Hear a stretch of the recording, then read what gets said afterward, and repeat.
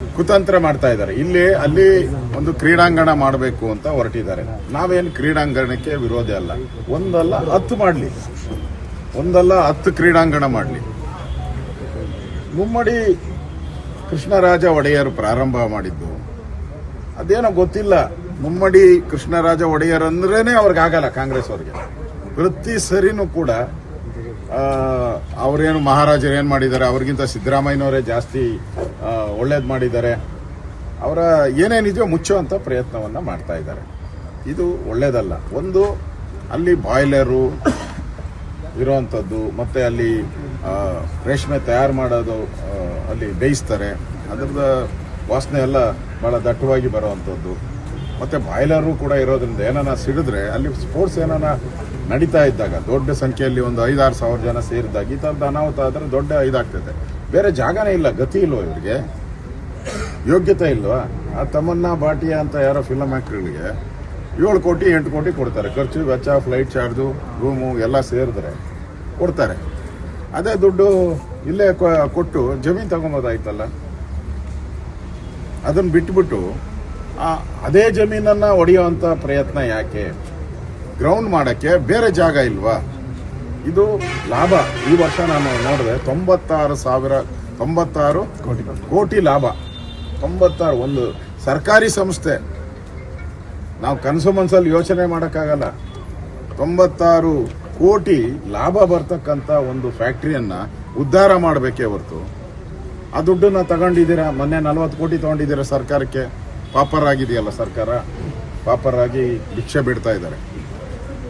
ತಗೊಂಡಿದ್ದೀರಾ ನೀವು? ಇಲ್ಲಿ ವರ್ಕರ್ಸ್ಗೆ ಕೇಳಿದೆ ಎಷ್ಟು ಸಂಬಳ ಅಂತ ಹೇಳಿದ್ರೆ 3,000 ರೂಪಾಯಿ ಅಂತ. ಟ್ರೈನಿಂಗ್ಗೆ 3,000 ರೂಪಾಯಿ, ಅಪಾಯಿಂಟ್ ಆದಮೇಲೆ 18,000 ರೂಪಾಯಿ.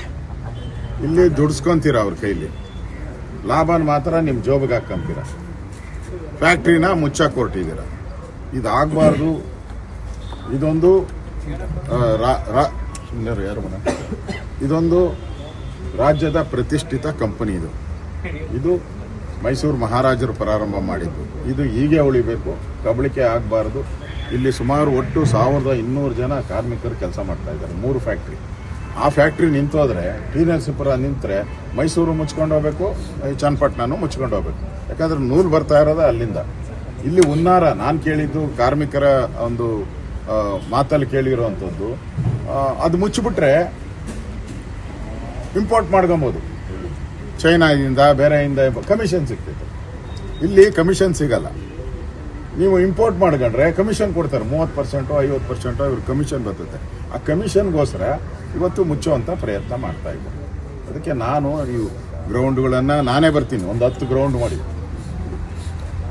ಆದರೆ ಇರೋಂಥ ಒಂದು ಪ್ರತಿಷ್ಠಿತ ಸಮಾಜಕ್ಕೆ ಮೈಸೂರು ಸಿಲ್ಕ್ ಅಂದ್ರೇ ಒಂದು ಬ್ರ್ಯಾಂಡ್. ಅದು ಅಂತ ಒಂದು ಬ್ರ್ಯಾಂಡ್ ಇರೋವಂಥ ಕಂಪನಿಯನ್ನು ಮುಚ್ಚಕ್ಕೆ ಹೋಗುವಂಥದ್ದು, ಅಥವಾ ಅದರಲ್ಲಿ ಏನೋ ಕ್ರೀಡಾಂಗಣ ಮಾಡುವಂಥದ್ದು, ಇನ್ನೊಂದು ಮಾಡುವಂಥದ್ದು ಒಳ್ಳೇದಲ್ಲ. ಬೇರೆ ಜಾಗ ಇದೆ, ಬೇಕಾದಷ್ಟು ಜಾಗ ಇದೆ. ಜಾಗ ಗತಿ ಇಲ್ವಾ ನಿಮಗೆ? ಬೇಕಾದಷ್ಟು ಗೋಮಾಳಗಳ ಜಾಗ ಇದೆ, ತಗೊಂಡು ಹುಡುಕಿ ಮಾಡಿ. ಅದನ್ನು ಬಿಟ್ಬಿಟ್ಟು ಈ ಏನೋ ಬಡವರಿಗೆ ಅನ್ನ ಕೊಡ್ತಾ ಇದ್ದಾರೆ. 1200 ಜನ ಎಂಪ್ಲಾಯೀಸು ಇಲ್ಲಿಂದ ಅನ್ನ ತಿಂತಾ ಇದ್ದಾರೆ. ಅನ್ನಕ್ಕೆ ಕನ್ನ ಹಾಕುವಂಥ ಕೆಲಸವನ್ನು ಈ ಸರ್ಕಾರ ಮಾಡಬಾರ್ದು. ಇದ್ರ ವಿರುದ್ಧ ಹೋರಾಟ ಮಾಡೋಕ್ಕೋಸ್ಕರ ನಾನು ಈ ಎಲ್ಲ ಅಂಶಗಳು ಸರ್ಕಾರ ಗಮನಕ್ಕಿಲ್ವಾ ಸರ್? ಹಾಗಾದ್ರೆ ಮೈಸೂರು ಸಿಲ್ಕ್ನ ಇದಾಗುತ್ತೆ ಮುಚ್ಚಿದ್ರೆ, ಇಲ್ಲ 5 ಎಕರೆ ಅದು ಜಾಗ ಕೊಟ್ರೆ ಅನ್ನೋಂಥದ್ದು. ಅಲ್ಲಿ ಯಾರೋ ಒಬ್ಬ ಕಾಂಟ್ರಾಕ್ಟ್ರು ತಗೊಂಬಿಟ್ಟಿದ್ದಾನಂತೆ. ಅವನು ಕಾಂಗ್ರೆಸ್ ಕಾರ್ಯಕರ್ತ, 12 ಕೋಟಿಗೆ ತಗೊಂಬಿಟ್ಟಿದ್ದಾನೆ. ಅವನು ಒತ್ತಡ, ಅವನ ಕಮಿಷನ್ ಬರ್ತೈತಲ್ಲ, 60% ಕಮಿಷನ್. ಅದರಲ್ಲಿ ಅವ್ನಿಗೆ 5-6 ಕೋಟಿ ಲಾಭ ಬರ್ತೈತೆ. ಅವ ದುಡ್ಡು ಹೊಡಿಬೇಕು. ಅದಕ್ಕೆ ಅವನು ಒತ್ತಡ ಮಾಡ್ತಾ ಇದ್ದಾನೆ ಸರ್ಕಾರದ ಮೇಲೆ. ಸರ್ಕಾರ ಸಿದ್ದರಾಮಯ್ಯನವರು ಅದೇ ಏರಿಯಾದವರು. ಅದಕ್ಕೆ ಮುರಾಜಿಲ್ದೆ ಮಾಡೋಕ್ಕೆ ಪರ್ಮಿಷನ್ ಕೊಟ್ಟಿದ್ದಾರೆ. ಇದು ಸಮಾಜಕ್ಕೆ ದ್ರೋಹ ಬಗೆಯುವಂಥ ಕೆಲಸ. 1200 ಜನದ ಕಾರ್ಮಿಕರಿದ್ದಾರೆ, ಅವರಿಗೆ ದ್ರೋಹ ಬಗೆಯುವಂಥ ಕೆಲಸ. ಅದರಿಂದ ಇದನ್ನು ನಾವು ಹೋರಾಟ ತೆಗೆದುಕೊಂಡಿದ್ದೀವಿ. ಮೊನ್ನೆನೂ ಕೂಡ ನಾವು ನಮ್ಮ ಪಾರ್ಟಿ ಹುಬ್ಬಳ್ಳಿಯಲ್ಲಿ ನಾವು ಕೂಡ ಈ ಸ್ಟೂಡೆಂಟ್ ಆರ್ಗನೈಸೇಷನ್ ಇದು ಹೋರಾಟದಲ್ಲಿ ನಾನೇ ಹೋಗಿ ಭಾಗವಹಿಸಿದ್ದೆ. ನಾವು ಹೋಗಿ ಭಾಗವಹಿಸಿದ ಮೇಲೆ ಅಲ್ಲಿ ಇವತ್ತು ಸರ್ಕಾರ ಬಾಯ್ಬಿಟ್ಟಿದೆ. 56,000 ಹುದ್ದೆಗಳನ್ನು ನೇಮಕ ಮಾಡ್ತೀನಿ ಅಂತ. ನಮ್ಮ ಲೆಟರ್ಡಲ್ಲೇ ನಾವು ಪರ್ಮಿಷನ್ ತೊಗೊಂಡಿದ್ದು ಆ ಹೋರಾಟಕ್ಕೆ. ಸ್ಟೂಡೆಂಟ್ಸ್ಗಳು ಭಾಗಿಯಾಗಿದ್ದರು. ಇವತ್ತು ಆ ಹೋರಾಟಕ್ಕೆ ಜಯ ಸಿಕ್ಕಿದೆ.